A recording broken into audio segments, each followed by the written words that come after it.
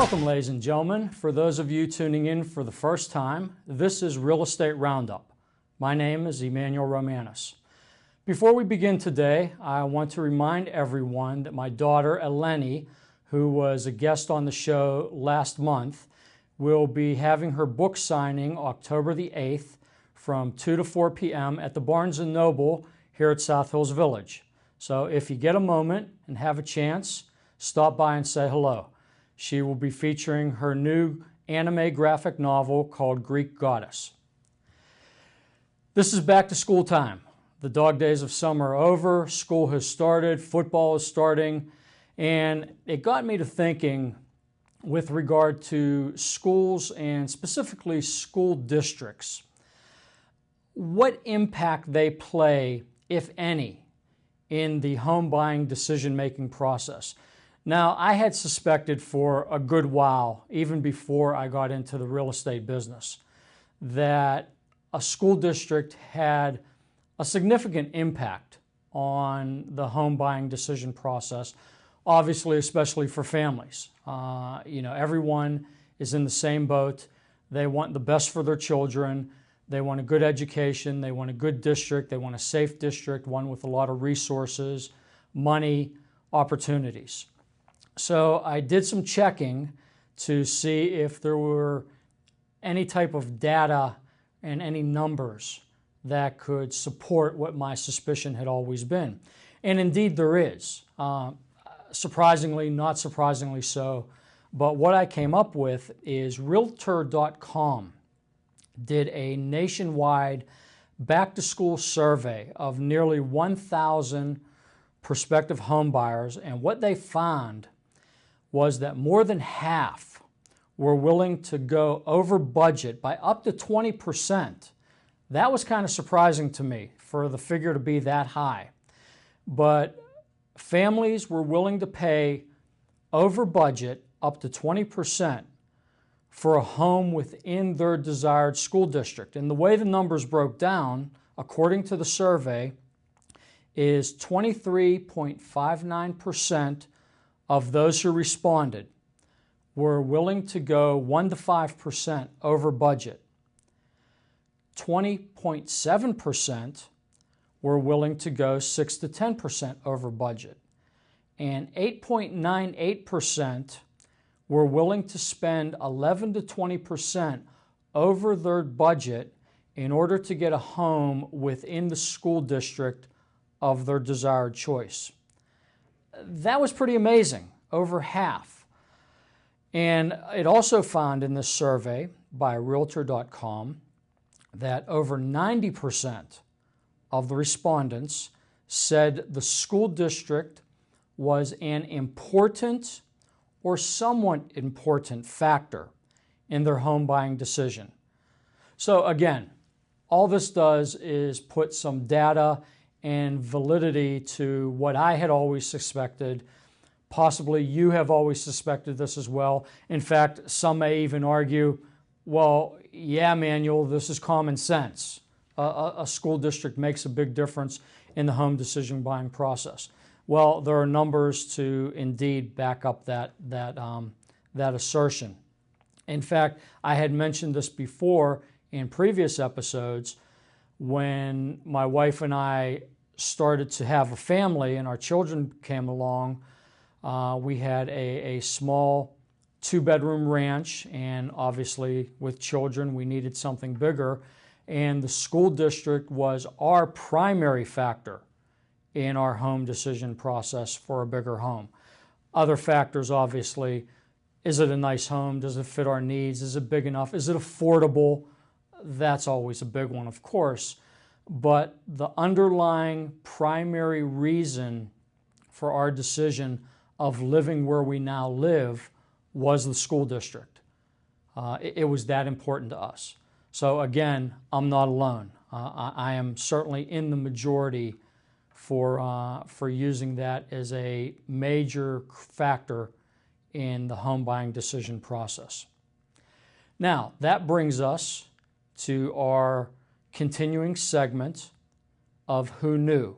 Again, if you're a first-time viewer You have no idea what this is. For those of you who have been watching all along, this is a segment that we do every episode.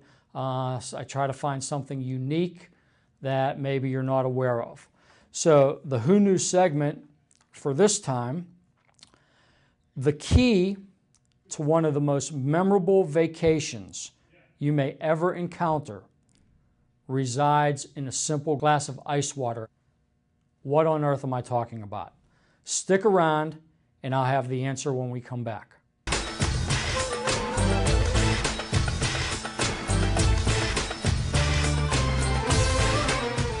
This is the voice of Mr. Bold of BPTV, here to explain the basic do's and don'ts of BPTV and public access television. Number 1, public access television. Public access means that BPTV's facilities and equipment are available for any Bethel Park resident or organization to use for the purpose of making a TV program to air on our station. Number 2, not-for-profit. The nice part about this is that all of our equipment and facilities are available absolutely free of charge. Do not come to BPTV with the intention of starting your own home shopping network. Feel free to bring in your favorite waffle iron and demonstrate how it works, but do not ask Mr. Bold to help you sell your favorite waffle iron to the fine residents of Bethel Park. That will not happen.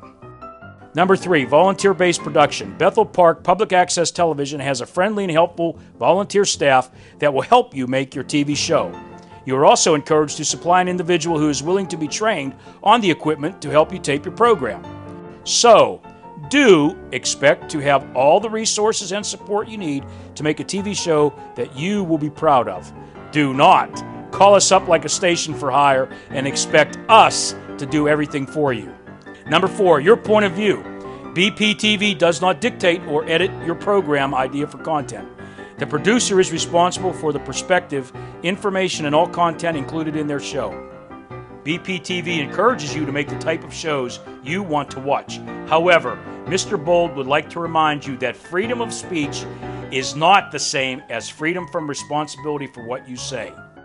You can say, "You, Dave Cable," but don't be surprised if you get beeped. Obscenity, threats, and slander are not protected under the First Amendment. So, do make the show that you want to watch.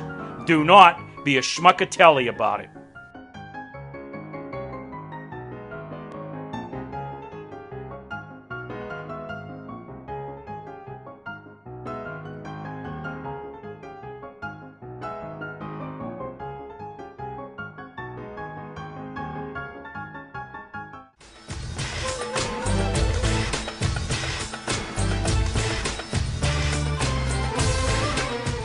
Okay, welcome back.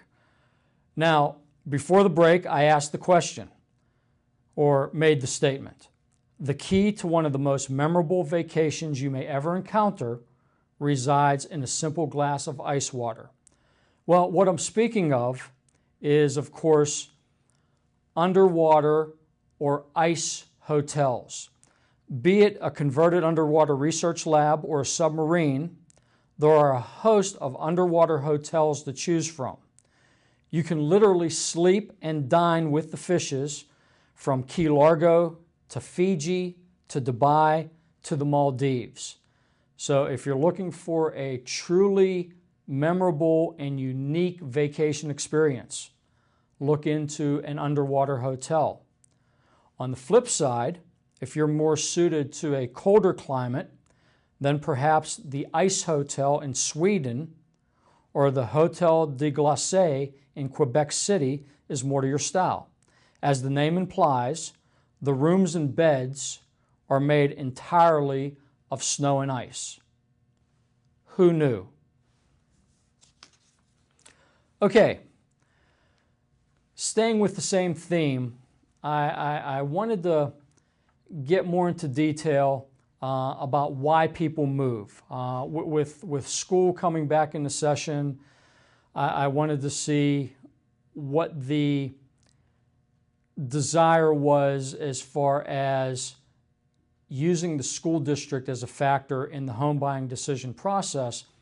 But I wanted to take that a little bit further and dig into why do people move? Obviously, there's a host of reasons.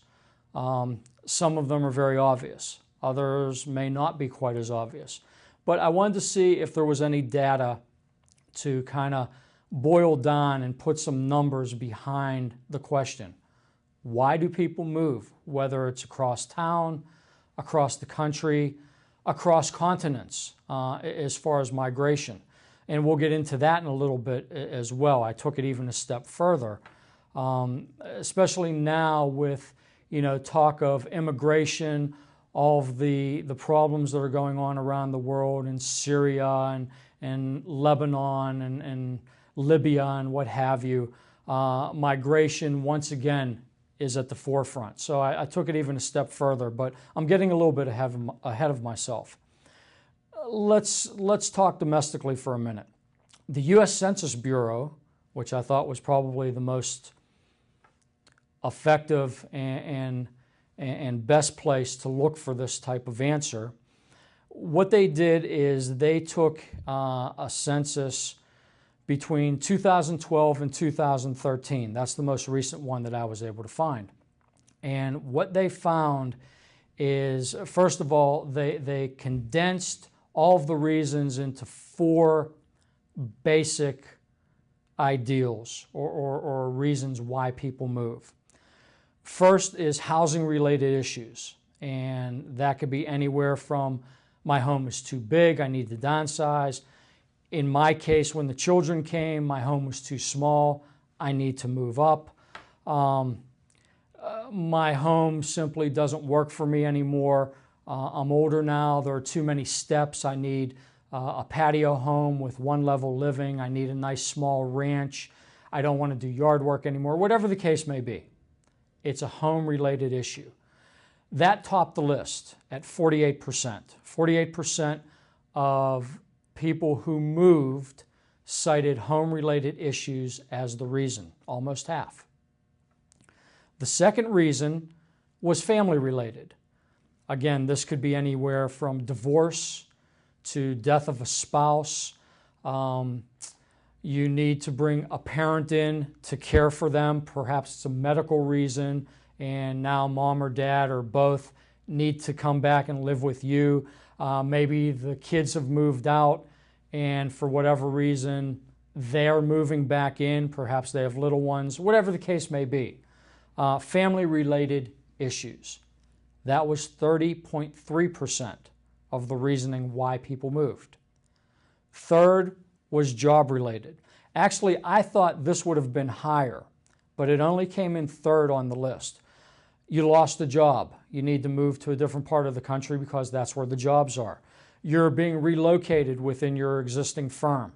Happens all the time. In fact, my wife and I do a lot of relocation work with some of the big companies in Pittsburgh.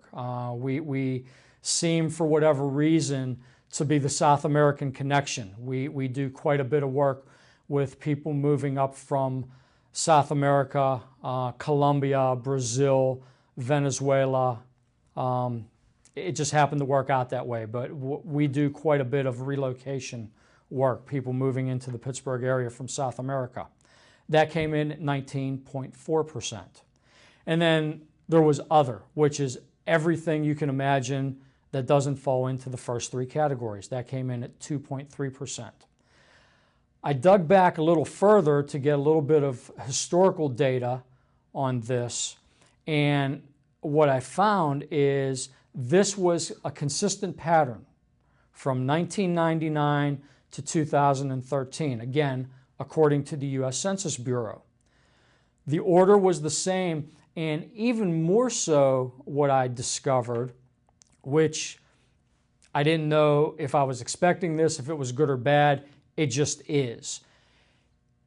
The same thing held true along all types of demographics: education, race, gender, age, marital status. It made no difference.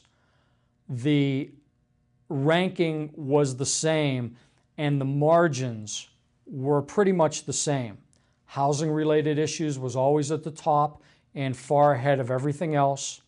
Family-related issues always came in second.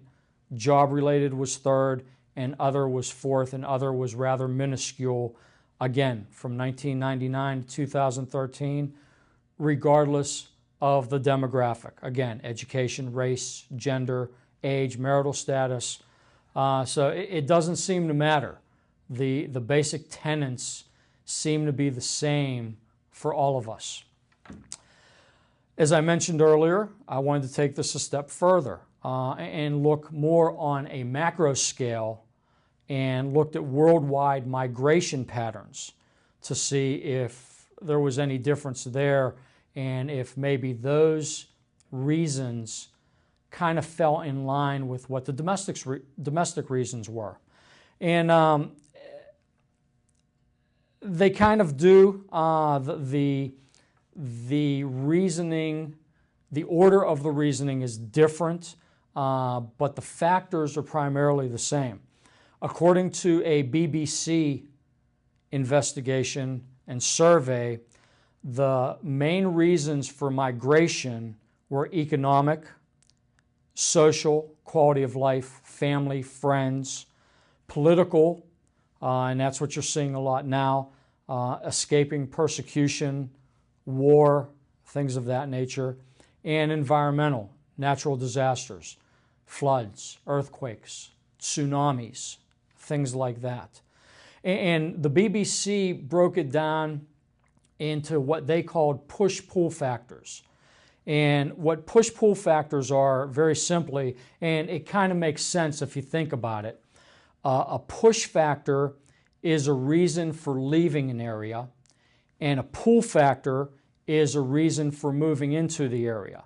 And the reasons are the same. It's just a matter of what side of the table you sit on, whether it's labeled as a push or a pull. So for example, lack of services, education, clean water, poverty, lack of medicine. If you're leaving an area that doesn't supply those, it's considered a push. If you're going into an area to try to gain those services, it's a pull. Again, the factor is the same.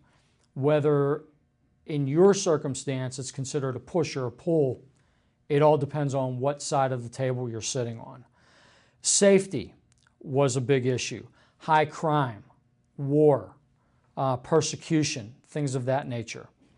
Environmental was another big one. Floods, earthquake, drought, crop failure, climate conditions. That's starting with global warming, whether you believe in it, you don't believe in it. It is having an impact on migration. And of course, economic. People are looking for better opportunity. Since the United States opened its doors, the number one reason that people come to the United States are economic. They want a better life for themselves. They want more opportunity.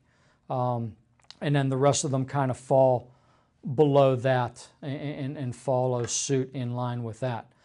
So again, what all this data tells us in a nutshell, and again, you may say, Manny, this is common sense, but again, there are numbers and data that supports that thinking, is whether you're moving across town or across continents, we all appear to be motivated by the same factors: safety, security, education, health, community, and prosperity.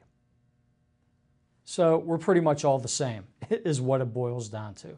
Again, maybe common sense. I've had these suspicions all along. You may have had the same suspicions, but again, there's data to back up that our suspicions were correct. Stick around, we're going to take a break, and when we come back, we're going to dive into the mailbag. A very interesting question to this month's mailbag topic, and I'm going to go into a little bit of detail. So stick around, we'll be right back.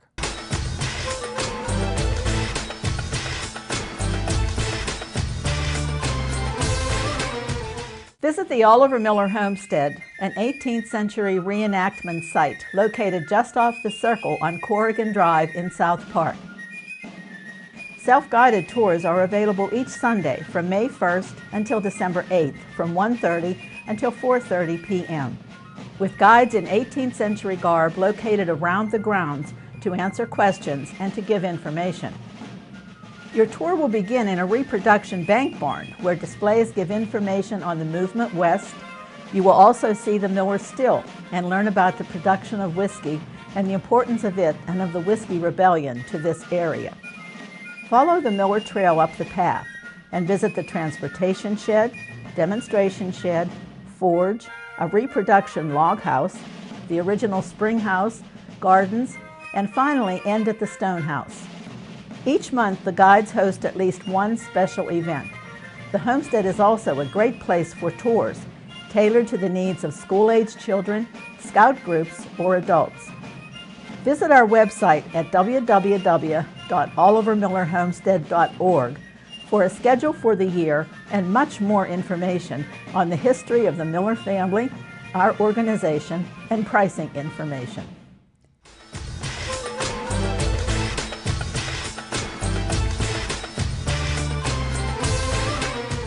Welcome back. We're going to go into the mailbag now, as I had mentioned previous, and Sharon from Penn Hills. I didn't even know that this show reached Penn Hills, but evidently it does. But Sharon asks, what is redlining? This is a very interesting topic. Redlining refers to literally drawing a red line around particular areas. It's the practice of refusing to make mortgage loans or issue insurance policies in specific areas for reasons other than economic qualifications of the applicants. Redlining is frequently based on racial grounds rather than any real objections to the applicant's creditworthiness. Redlining is prohibited by the Federal Fair Housing Act.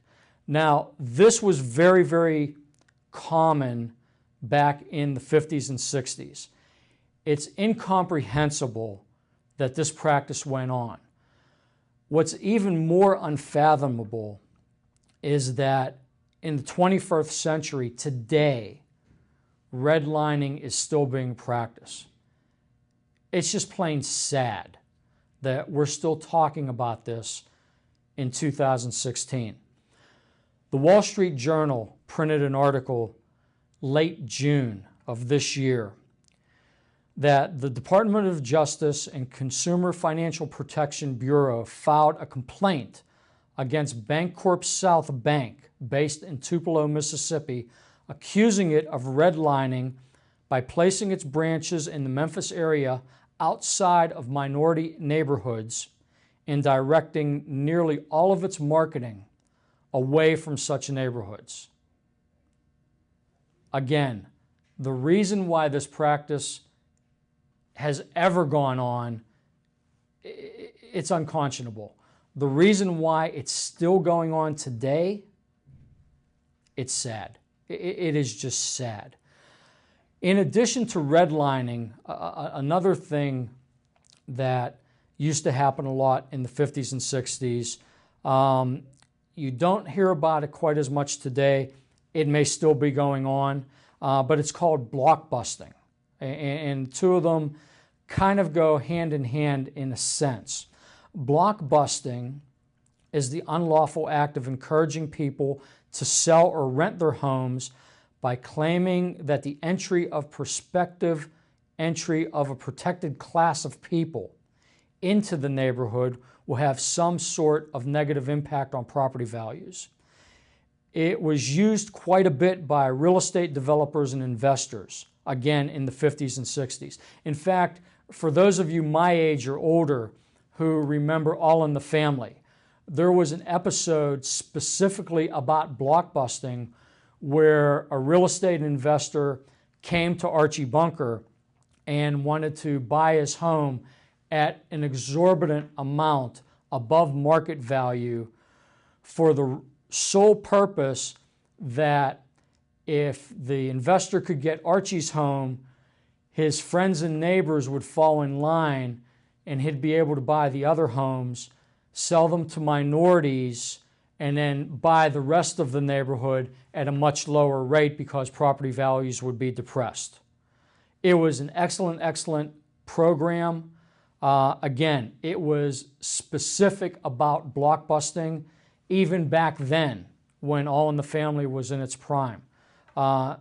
Again, why this goes on, why it went on, unfathomable. It's just very, very sad. I have no words why people even think this way. But I thought that was a fascinating question. And again, I went into a little bit more detail than usual, but I thought that it was that important that you understand what redlining is, what blockbusting is. Unfortunately, it's still happening today. With that, let me pull a line from a recent Apple commercial that kind of sums up everything, I think, very eloquently. We are more alike, my friends, than we are unalike. We are more alike, my friends, than we are unalike. That's our show. Thanks so much for watching.